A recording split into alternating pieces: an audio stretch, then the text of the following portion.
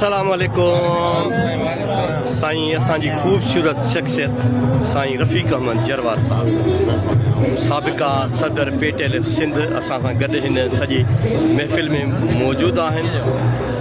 साईं जन खां पुछंदासीं त अॼोके हिन इलेक्शन जे प्रोसेस खे तव्हांजो बहितरीनु तजुर्बो तव्हां हिन खे छा था महसूसु कयो?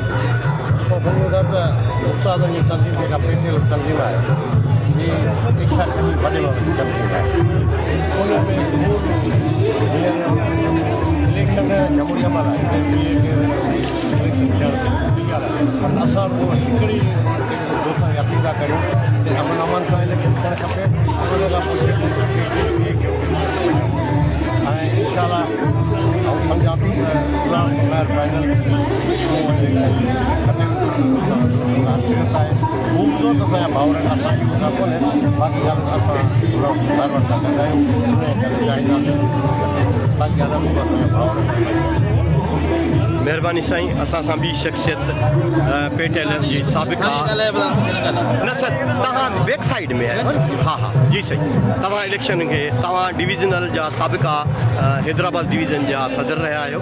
तव्हां ॿुधाईंदो त तव्हां हिन इलेक्शन प्रोसेस खे कीअं पिया ॾिसो?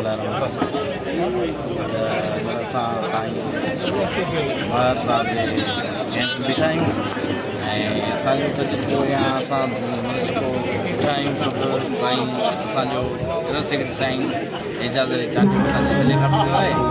असां हुनखे दुआ घुरायूं वधि खां वधि वोट खणी पंहिंजी कामयाबी माणे ऐं उमेदु था कयूं इंशाअल्लाह साईं वारा